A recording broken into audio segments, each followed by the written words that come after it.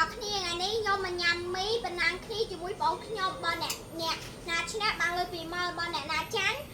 ដល់គ្នាចូលរួមសប្តាហ៍ផងតោះ1 2 3តឲ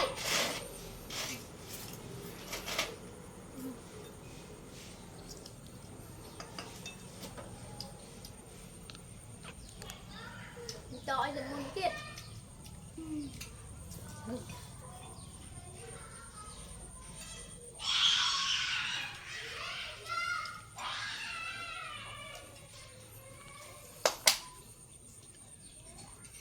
ចាប់ហើយប្រស្នាហូបយឺតជាងគេហើយប្រស្នា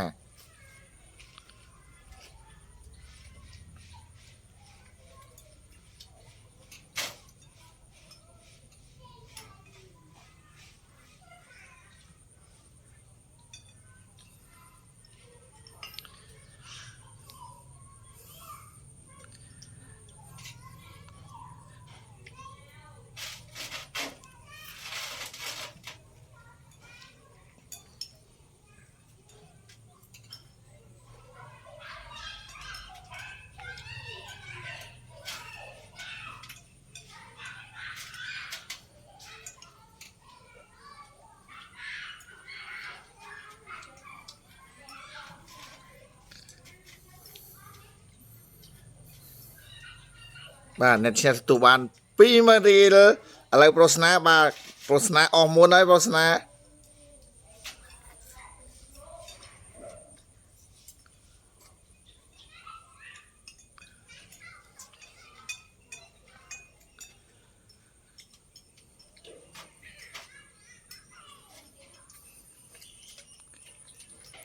បាទចាណៃផឹកទឹកម្សាយ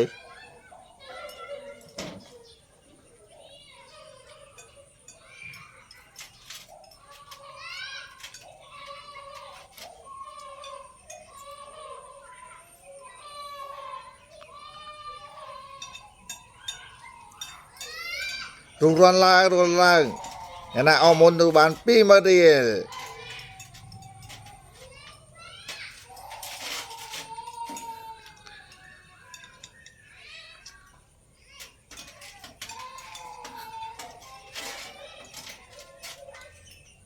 អ្នកអស់បង្ហាញចាន